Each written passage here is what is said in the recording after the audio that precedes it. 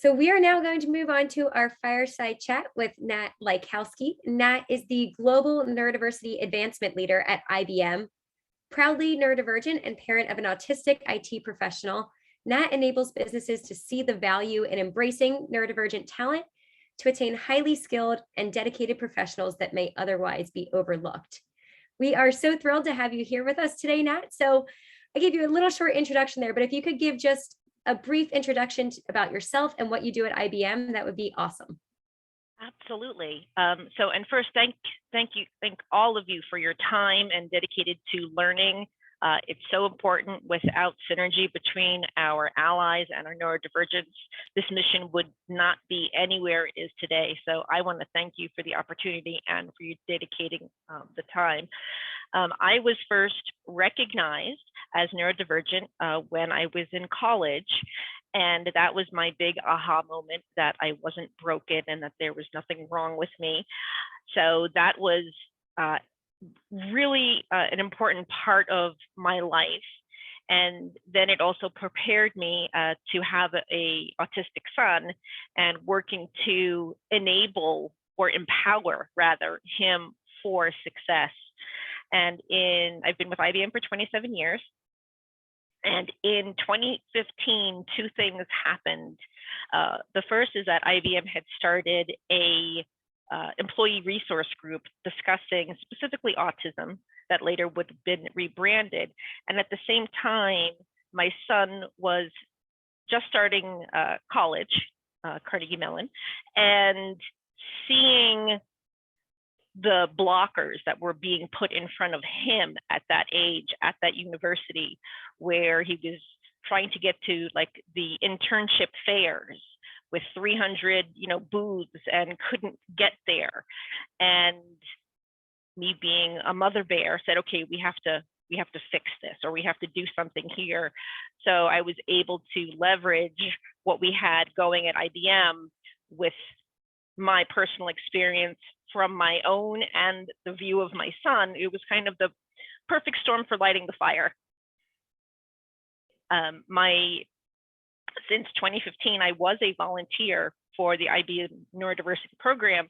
And then just this November, I was blessed to accept a new paid role at IBM as Global Neurodiversity Advancement Leader. And I work in parallel with our NDHR partners.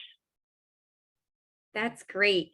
So just as some background for those of you listening, this fireside chat is meant to be a more casual conversation, including your questions. So please do use that Q&A link or the chat to submit questions that we can have Nat chat about. But today we decided we would talk about a few things, one of which was company culture as it relates to neurodiversity. So can you speak a bit to why company culture is so important in this way? Absolutely. Company culture, I'm a big gardener, so you'll have to put up with some of my analogies here. Company culture is like planting seeds in sand, right? You could have a seed with all of this potential, but if your environment is not ready to receive that new seed, it's not going to thrive. So you can spend all of this time and effort on a hiring project to check the box to say, hey, we put 15 seeds in the sand. If it's sand, nothing's going to happen, right? You have to do the work to change the environment. You have to add in a lot of manure and get rid of the rocks and sticks and turn things over, cut back the branches so the sun could get in. And then that seed that you put in can take root. But at the same time as you're changing culture, the neurodivergents like myself that came in the regular door then can thrive, as well.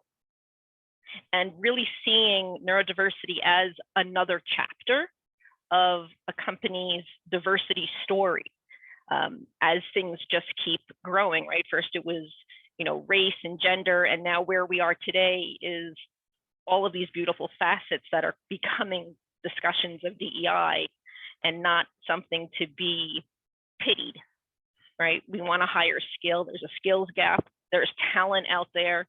So let's do what we can do to remove those blockers.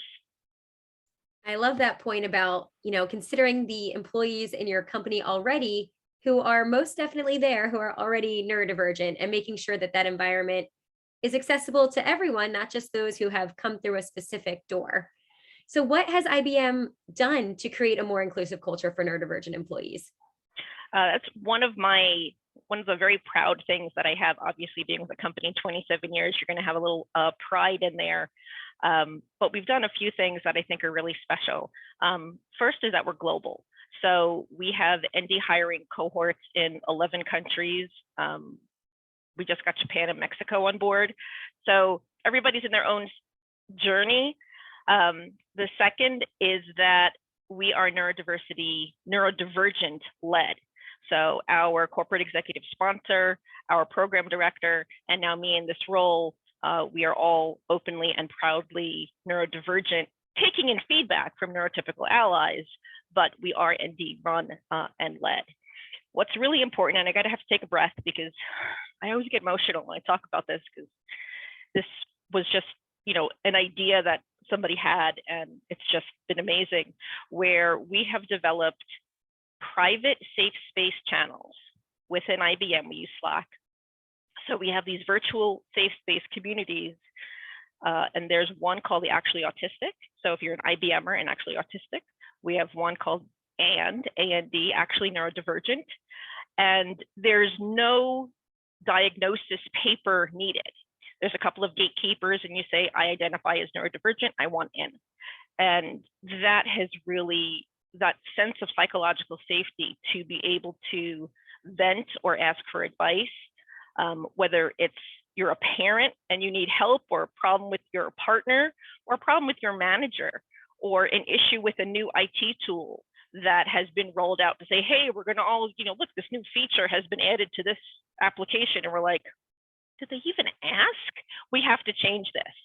So we actually had that happen with Slack, where a feature was added, and literally within 48 hours of people rallying in this community, we were able to get it become like an on-off switch, because I don't like, they didn't take the neurodivergent persona in.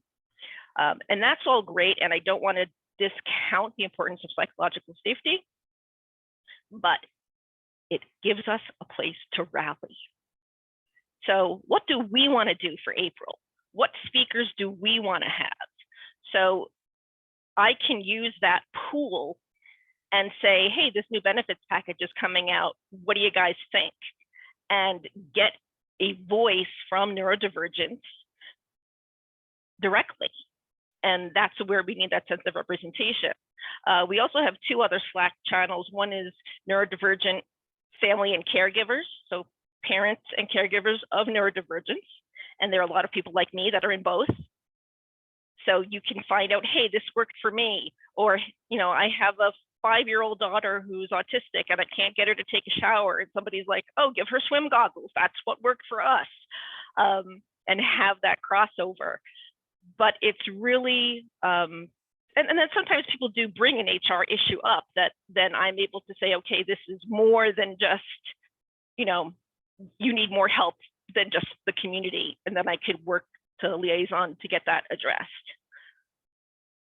And then we have a general Slack, for all NT and ND and all allies, where we do guest speakers and other events there. That's great. I think that answered some of the questions in the chat too about how this actually looks like. So 3 different Slack channels. 4 for specific reasons that include different people. And I think I don't use Slack personally, but I know that it's a very popular tool for connecting.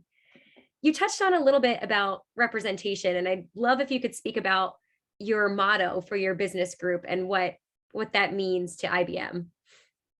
Absolutely. I'm sorry. I'm looking at my thing. I'm sorry. What was the question? No problem at all. So I know that representation is really important to you and to IBM. So I know your ND at IBM global group has a motto that's really meaningful to you. So I'd love if you could just share a little bit more about that. Yeah. Our motto is nothing about us without us, which is really used across many other communities, but it's going to confirm that people from the community have a voice, if not one more vote than a neurotypical, where we can offer mentoring coaching to each other An expert is great. IBM does offer like executive coach certification training. So a lot of our neurodivergents that have come through have taken the training, and now they're mentoring others, or they're mentoring, now they have, their mentor is now doing others. And I get really emotional about it because it's happening organically. And to have, volunteers that want to help with this. We have what we call the Neurodiversity Presentation Squad, where we have a team of volunteers across IBM globally that are neurodivergent, that we have a prepared 10, 20, and 30-minute like infomercial that it is recorded, but like a manager in India can fill out a form and say, I would like somebody who's neurodivergent to come and talk to my team about neurodiversity. And the presentation is done by somebody who is neurodivergent, and it's really helping get more and more people to come out. Recently, we had our first neurodivergent in India come out publicly, and we had one in Mexico, and it's real, like, we're already here, right? Whether you like it or not, but having somebody to say, I'm in India and I'm an ADHDer or whatever that is, it's really exciting. Yes, that global impact is so neat. I know another part outside of these Slack channels and groups that's important is the difference between success enablers and accommodations, as well as social contracting. So can you speak to what this looks to and what other employers might take from this? Yeah, sure. So I think an accommodation is a success enabler, but there's many things that employers can do even from a universal design to help everyone. And by not having to go through the accommodation process, where the burden is put on the individual. So you have to find a provider that takes your insurance, that doesn't have a wait list, that you finally get to and isn't biased against women or people of color, and then get this golden ticket, this letter to say, oh, this letter says I need to not sit by the bathroom because I'm so distracted with all of the, really? You're going to make me get a letter for that? What if it's somebody that needs a break in the day to go pray or go pump breast milk, right? We don't put those burdens on those individuals to go get a letter. So while there may be, a formal accommodation needed for something that, maybe costs some money, most of these success enablers are free, like office location. Like, okay, you can't sit near the kitchenette. Nobody wants to sit near the kitchenette. Put a freaking door on it and make that be a little seating area, but don't put somebody there, right? It goes to universal design. I don't work well if I'm smelling burnt popcorn and leftover Thai food, and it costs nothing. And a lot of this also can talk to social contracting, whether it's an IT tool or just say, hey, team, I go prolix when I get really excited, which means I talk way too much. And rather than somebody sitting there going, oh, will she ever shut up? I offer to my team, my safe word is pineapple.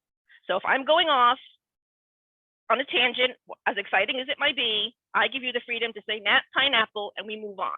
I'm not offended, you're not offended, and we move on. Or having candid feedback to your manager or team leader. And the example I used to give is I had an old manager who would love to like message me and say, it's 10 a.m. And she goes, hey, can we talk at 2? Great, thanks, bye. And I'm like, oh, what did I forget to do?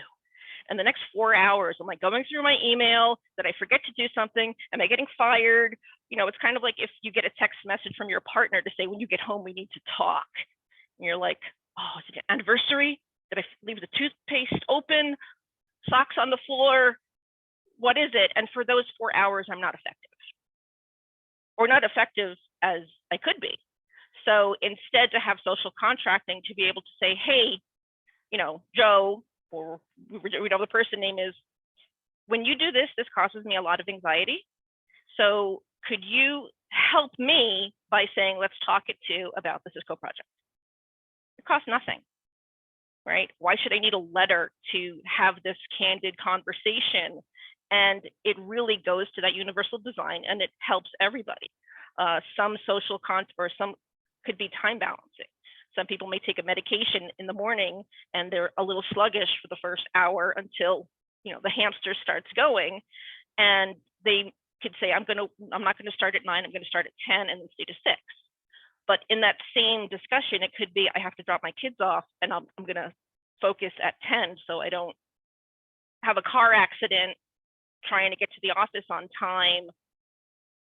Those all, some of these, you know, sometimes they're like considered soft skill or soft accommodations, but it's really changing the question.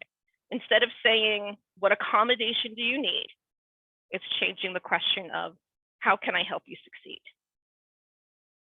Absolutely. I love that framing and the mention of universal design. All of these things that you just talked about are beneficial for every person on a team, being able to have that candid conversation about how you work best and what works for you and how to communicate with different people on your team. And like you said, it's free. So I think a lot of employers, in particular, hear accommodations and think thousands of dollars, right? Money, right. Right. When a lot of it is just free.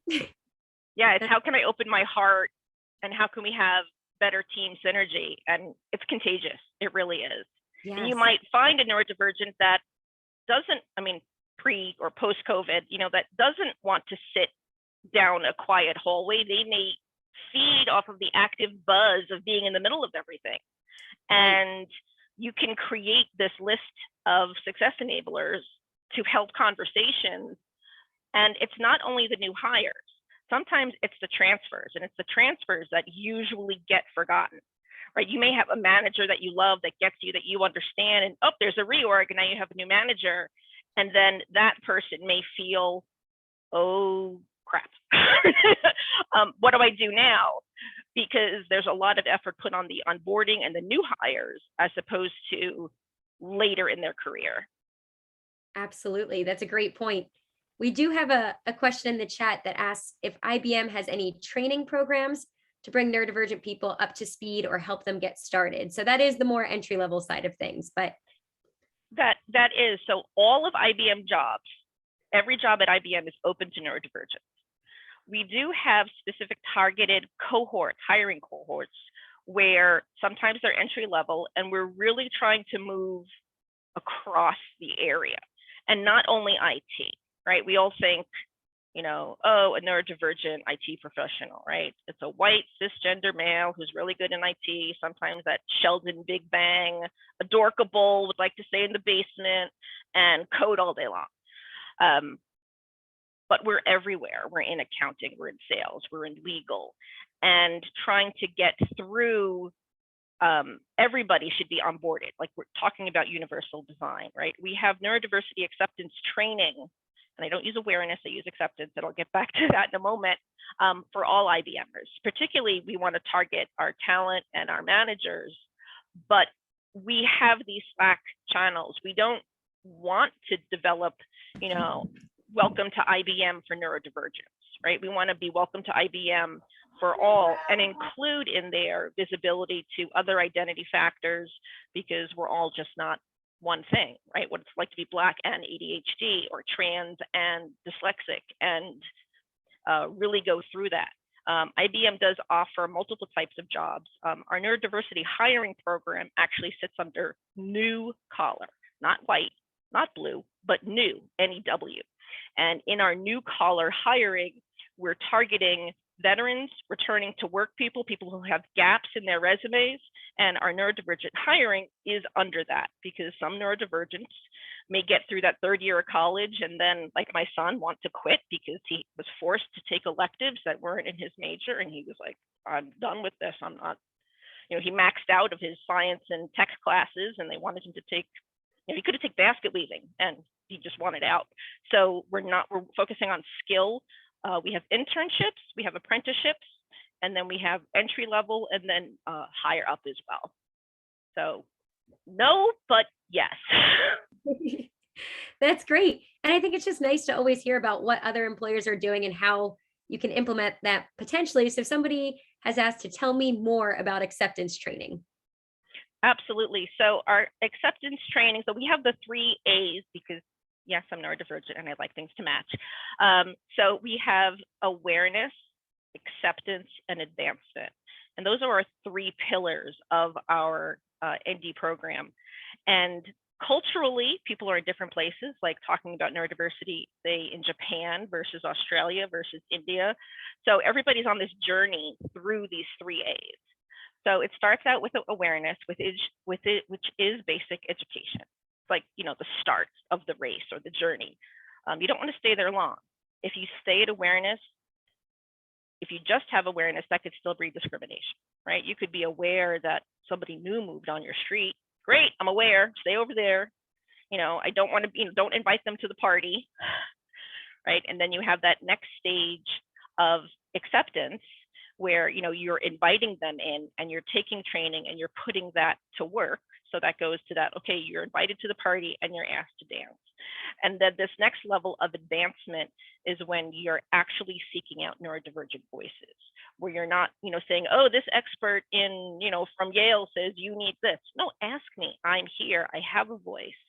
Give an opportunity where you're neurodivergent, either through hiring cohorts or who came in the regular door and they're there, have an avenue to have their voices heard and collected. And going back to that dance analogy, that's when you're going to the person to say, hey, I'm having a party. Do you have any allergies, or what kind of music do you like, before the party is even planned? Because even if you're invited and asked to dance, if you can't eat anything or really don't like country music or whatever it is, then you're not gonna have a good time. Absolutely. I love all of those metaphors. That's a great way to understand these different levels. And I also appreciate the 3 A's, easy to remember. So you did touch on this a little bit earlier, but I know another thing you're passionate about, especially in neurodiversity work, is intersectionality. So how does this concept of intersectionality impact your neurodiversity work? Absolutely. A lot of it goes to the stereotypes that we have growing up and in our media. Like I said earlier, that white cisgender, Rain Man, the good doctor, it's great to have these conversations out there, and then in some cases, we're seeing more neurodivergent actors even play their own roles, which is great. But I think anything to help move the movement forward is good. So I'm not going to, say I don't watch this or I don't watch that for this reason. But I think anything to break that stigma of, the Sheldon Big Bang, because we're 1 in 20, right? And neurodiversity hugs our different identities, right? And intersectionality is very important, but I like the hug aspect being more organic, right? We're not one thing, right? We're like, I'm a mother, I'm a woman, I'm neurodivergent. I can't strip these parts out of me and just put them into silos. And the same of that intersectionality going across race, age, sexual identification, gender identity, ability, and skill. As I mentioned, the neurodivergents are everywhere. And whether you're a low support, people usually use high functioning, but what does functioning mean? Right? How do you measure that? If you say, somebody's high functioning who could read an analog clock and do their own taxes, then I'm neither, right? But focusing on the levels of support that somebody needs. So yes, IBM is looking for maybe a no or low support neurodivergent because we're looking for high tech skills, or it may be another company that is targeting neurodivergence that need additional levels of support. So it's crossing that intersectionality there of skill level and race and what you do, right? We're not all IT tech nerds. Some of us are really great at efficiency managers, right? To look at a process and go, neurodivergents think out of the box. I always hear that. And I'm like, my problem is, I've been called out on it, is that sometimes I don't even see the box. So to not even know that I can't connect this and this because I'm viewing it from a larger perspective. Absolutely. And this is going a bit off because I know that representation is so important to you, but also that you have a big role with allies, and many here today are allies. So what What role can allies play, and how do you build allies with your work? I would say for allies, I'm going to answer the question with another question, is how would you build allies to the Black community? How would you build allies to the LGBT community? The answer is the same, right? It's not specific to how would you become an ally to a neurodivergent? How would you become an ally to somebody who's not from your community? The answer is the same, right? You want to talk to them. You don't want to make assumptions. You want to ask them. You want to have open, radical candor. You want to respect where they are in the journey. And there's a lot of things, like language plays a huge part. And we could probably do a whole 40 minutes just talking about language in the neurodivergent community. Oh, it's not neurodivergent, it's neurodistinct. No, it's neurominority. No, it's. And then, is it a disability? Is it not? Well, depends on where in the world you're asking that question. Whereas, some parts of the world, the word disability is being taken back, right? We're not going to, it's not a bad word, but in some cultures, the stigma of being disabled, can trigger people to have their parents tell them that they should put the kids out on the street because they're in a different level. So you're never going to get language that is correct. So at IBM, we've taken a poll from our ND community, and we prefer identity first language. So I'm a neurodivergent professional, and we have a little star next to the word to say, this is what we use and why. And obviously, the person who you're talking about, what they choose, overrides any default. But we start with person first language. And if the person says, oh, I prefer to say, I'm a, with I statements, I'm a person on the spectrum, then you go with that. But if I've had, somebody who's like a PhD in psychology to say, Nat, you really should say you're a person with this. And I'm like, you wearing my shoes? Like, and you're never going to agree, especially as in a global community, you can talk about it and discuss it, but we don't want to spend so much of our bandwidth talking about what we should call ourselves, what should we put on the t-shirt, that we don't make headway along the process. And as long as there's empathy and respect, then we should be all getting to be more human. Yes, I love that. And I love the threads that have been throughout this morning with open-mindedness and communication and conversations that are so crucial in this neurodiversity and diversity work. So we have about 2 minutes left. I just wanted to open the floor if there's anything that you wanted to share that you feel like you haven't quite gotten to yet.